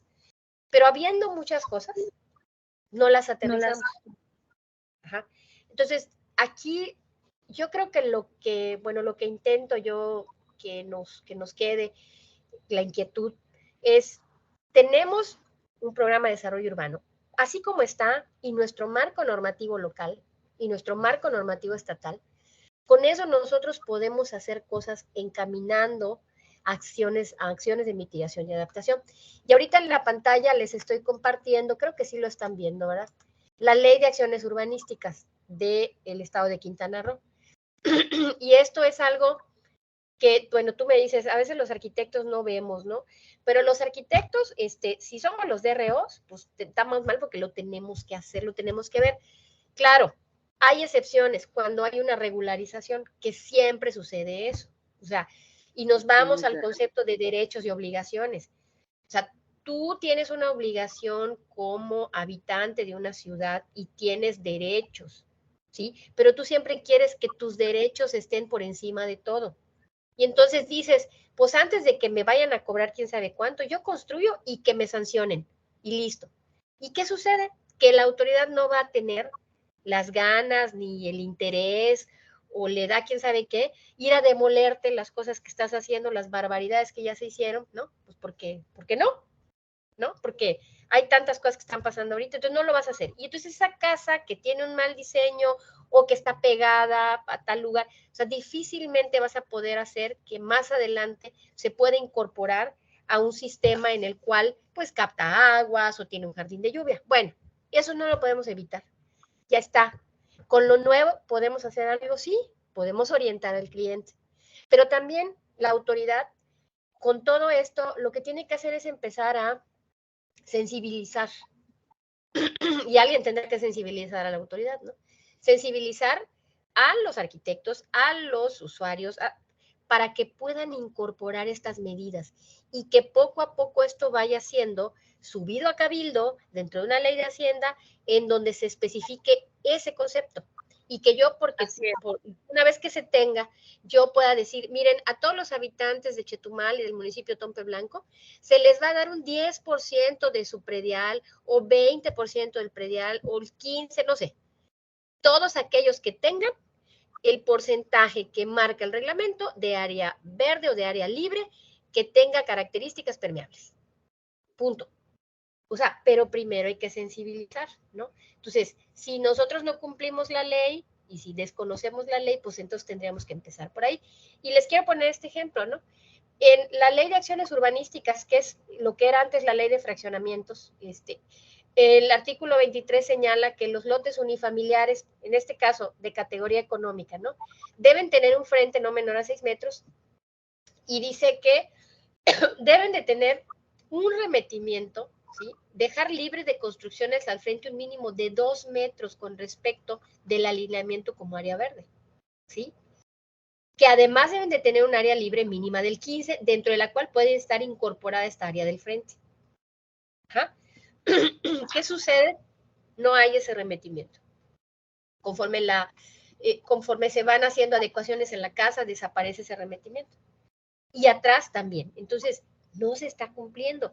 ¿Quién supervisa que durante el proceso de vida, vamos a decirlo así, de vida útil de la vivienda del predio, esto se siga manteniendo? Nadie lo supervisa. Puede estar en tu proyecto y lo pueden aprobar y se acabó, pero en efectivo no está, ¿no? Cuando es autoproducida la vivienda, ¿no? Y si hablamos de lotes unifamiliares de categoría residencial, pues hablamos de un área libre de 25% y el 4 metros de remetimiento, ¿no? Bueno, hasta aquí todo bien. Ahora, ¿cómo lo convertimos o lo orientamos a una acción filoclimática, ¿no? Cuando a esto le decimos, esta área verde debe de ser con vegetación endémica y no debe tener pavimentación. O sea, no es así tu arbolito que se está ahorcando dentro de un concreto ahí que lo está asfixiando, ¿no? Esa es la parte donde entra el ayuntamiento. ¿Sí? Bueno, entonces, veo a Víctor, adelante, perdón, no había visto la mano levantada.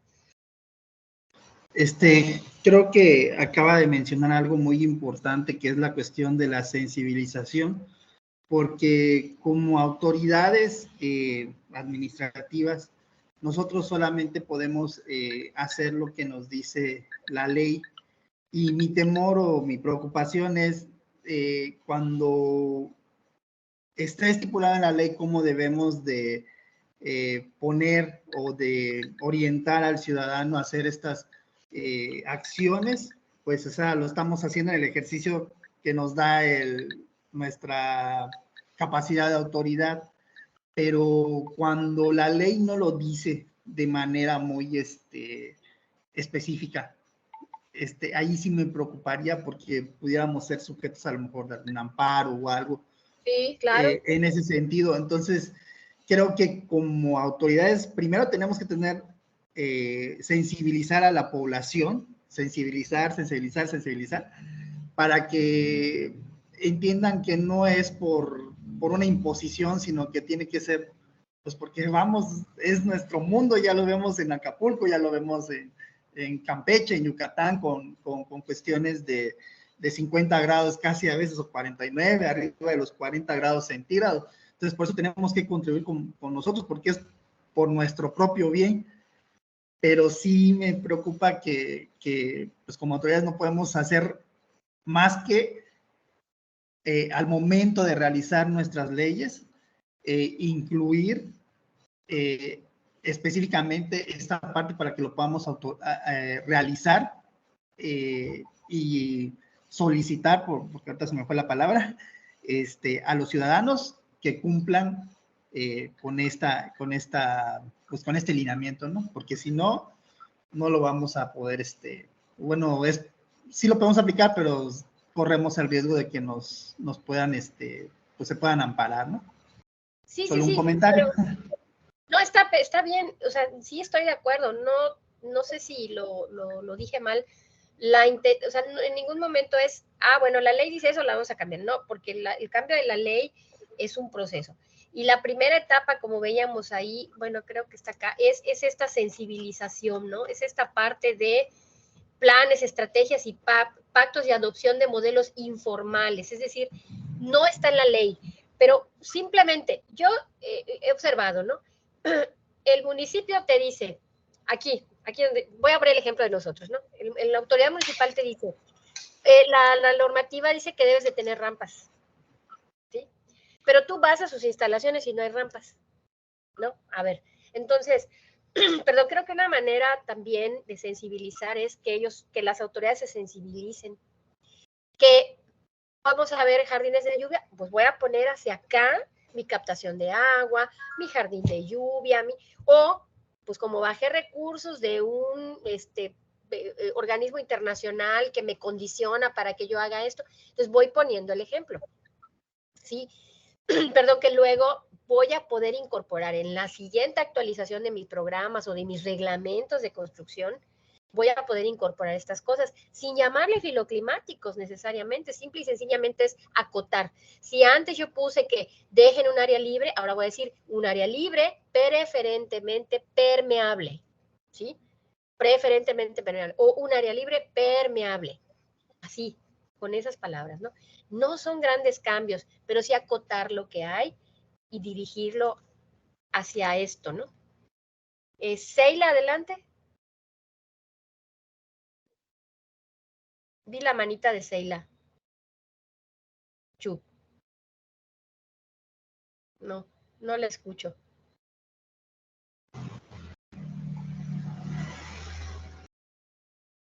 Creo que no, creo que dejó su manita levantada, Seila. Bueno, no sé si alguien más quiere comentar.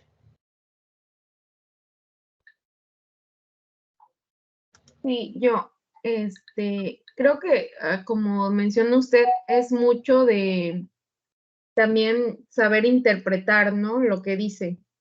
O sea, que la autoridad, diría usted, nos guíe un poco más a eso, ¿no? Al que nos dice área verde o área libre, pero pues está muy abierto, ¿no? Porque no sabemos exactamente, diría usted, a un arbolito que esté en una maceta y a eso le llaman área verde, ¿no? Entonces, o pasto sintético. O pasto sintético, exacto. Entonces creo que sí es mucho el que también de cierta manera la autoridad cuando nos diga algo, nos trate de especificar un poco más de cómo debería ser o encaminarlo hacia, ¿no? En este caso, pues, hacia las acciones que sean de mitigaciones. Entonces, pues creo que eso es lo que falta mucho en los reglamentos, porque al menos, bueno, por ejemplo, en el de Carmen sí te viene que el 40% de área verde, pero diría usted, ellos van a sus edificios y tampoco cumplen con eso. Entonces, es mucho también del dar el ejemplo, ¿no? No, estoy tratando de subrayar, pero ya vi que soy muy mala para eso. Bueno, lo que quiero subrayar aquí es esta parte que dice modelos informales de actuación. Es la primera etapa dentro de estas tipologías. Lo ideal sería llegar acá, ¿verdad? O llegar a esta parte de los instrumentos fiscales o a la parte de reglamentos, porque tú puedes incentivar a la población, primero de manera informal, vas diciendo, ¿no? Oye, puedes hacer esto. O sea, sí entiendo que no podemos meter cosas a lo que no está en una normativa, por eso no es obligatorio. O sea, se sugiere que el área libre sea en su mayoría con vegetación, pero yo de ninguna manera lo estoy condicionando a no darle su uso de suelo, ¿no? O sea, yo se lo voy a dar y le voy a dejar ahí esto se sugiere, Si lo quieres hacer bien y si no también, pero no te estoy condicionando. Habrá quien lo quiera hacer. Y es donde vamos a ir avanzando. Y en algún momento lo vamos a poder incorporar a los planes urbanísticos. Y en algún momento se va a convertir en parte de los instrumentos fiscales, ¿no? Oye, si tú, desarrollador, me estás dando este porcentaje, y estás poniendo todos tus pavimentos permeables, me estás dejando jardines completamente, estás dejando área para jardines de lluvia, para que el usuario... Hola, buenas. Entonces ahí ya estamos avanzando, porque ya hay una posibilidad de que yo te dé a ti. Buenas tardes, no sé si se escucha. ¿Sí se escucha? Adelante, Seila. No se escucha bien. Ay, no.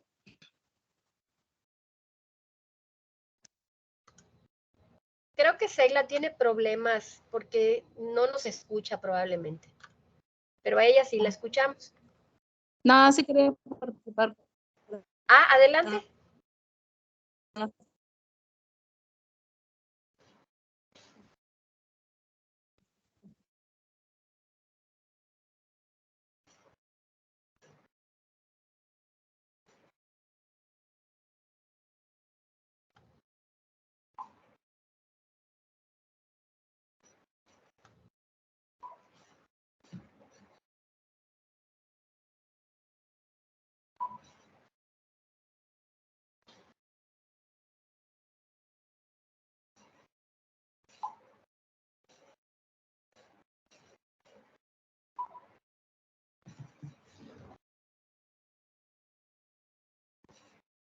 No te escuchamos, Seila. Bueno. No sé qué sucede.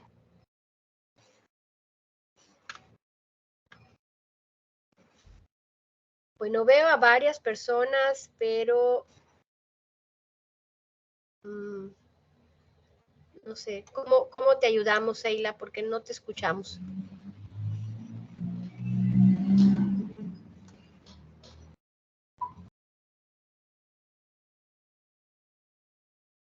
Bueno. No está teniendo problemas de la señal. No se escucha.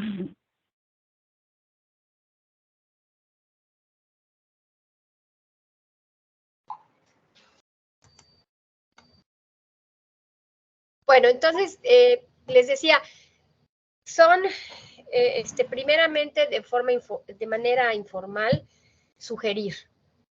Y esa sugerencia más adelante la podemos incorporar en nuestra normatividad, ¿no? Por ejemplo, en los programas de desarrollo urbano, con los coeficientes de ocupación y a lo mejor un coeficiente de absorción. No sé si Campeche, si en el Estado de México las ciudades contemplen el coeficiente de absorción. Y posteriormente hacer una incorporación de instrumentos fiscales, ¿no? Es decir, en donde se pueda financiar o se pueda disminuir las cuotas de algo, ¿no? Por aquí, bueno, casi no se ve. Les iba a mostrar algo, pero creo que no se va a ver, ¿no?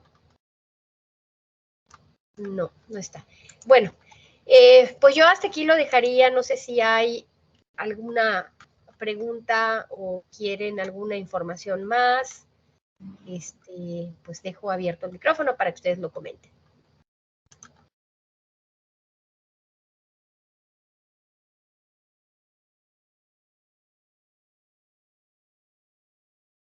No sé si hay dos manos levantadas, yo no sé si la dejaron arriba o ya participaron, Vitalia y Seila, sí.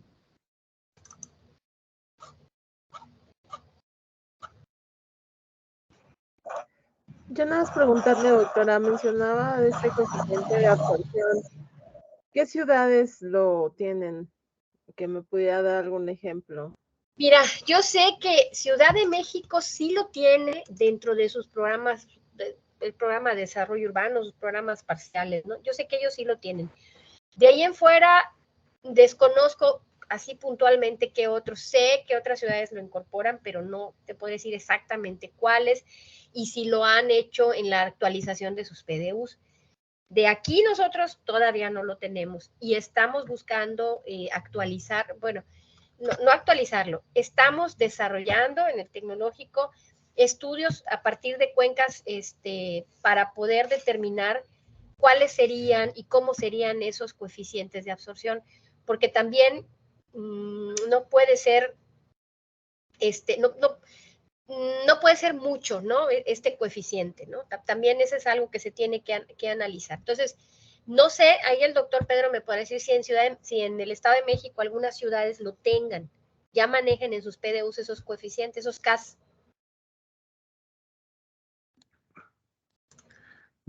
No, en realidad, el CAS como tal, más bien aquí se le llama el coeficiente de ocupación, el coeficiente de utilización, y el otro es el relacionado, pero más bien es con lo que sería la intensidad de construcción.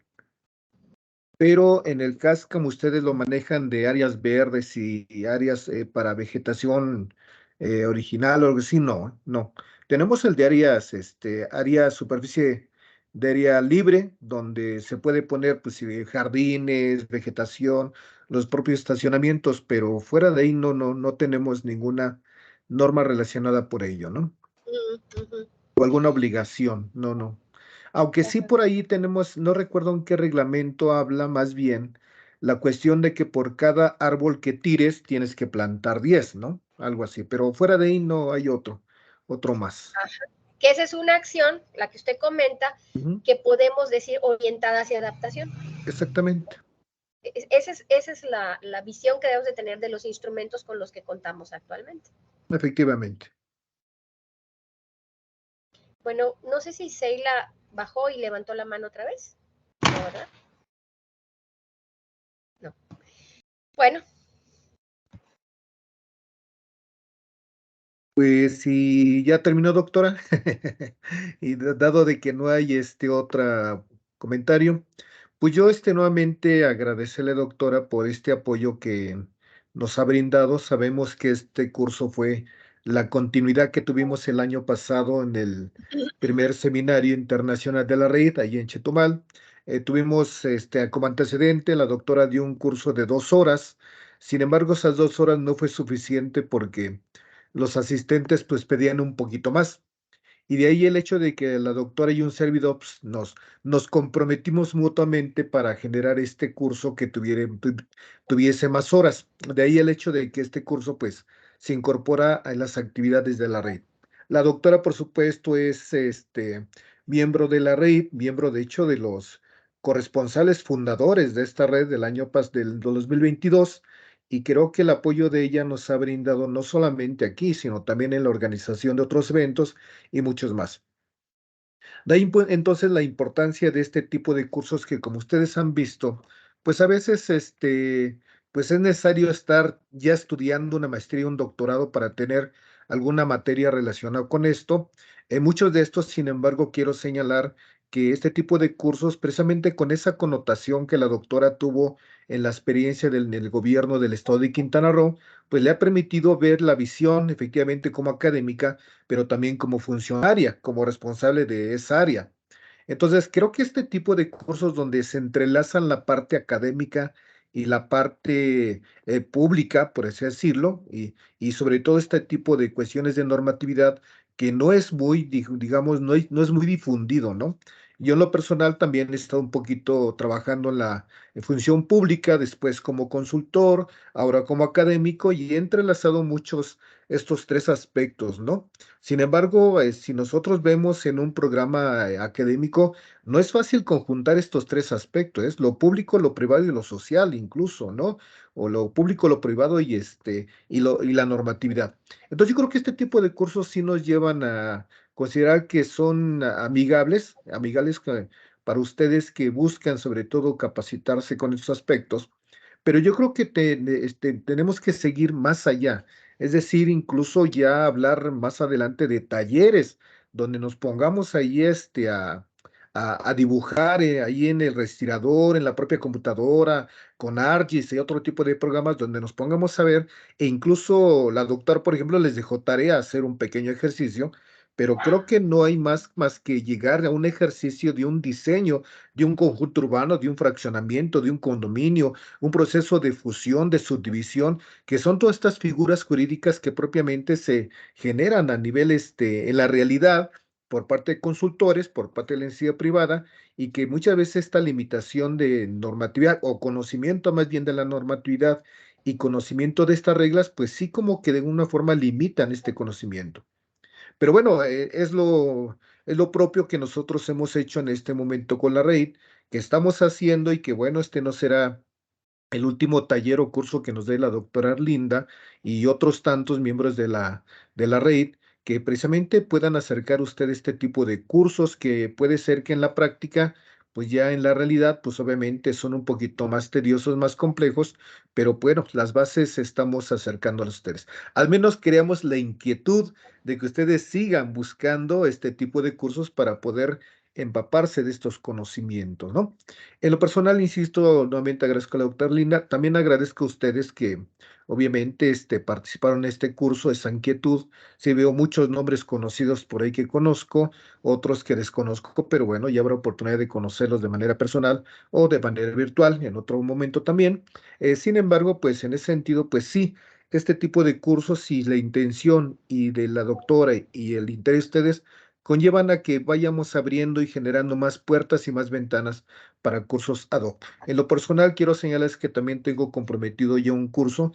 Puede ser, no sé, yo creo que en noviembre sí está muy cargado ya de eventos, incluso para nosotros como académicos. Diciembre, no les digo, ya es prácticamente medio mes de tarea, pero el próximo año precisamente estaré trabajando un curso a través de las actividades de la red, precisamente relacionado con esta cuestión de los procesos formales e informales que se desarrollan en las grandes ciudades. Y ya va un poquito relacionado con algo que les dijo la doctora y particularmente relacionado con esta cuestión de la planeación, del COS, del CUS, del proyecto, o sea, muchos de ustedes como arquitectos, ingenieros, cómo se genera un proyecto a través de la norma de un plan, de la planeación urbana como una herramienta, ¿no? En fin, una serie de cuestiones.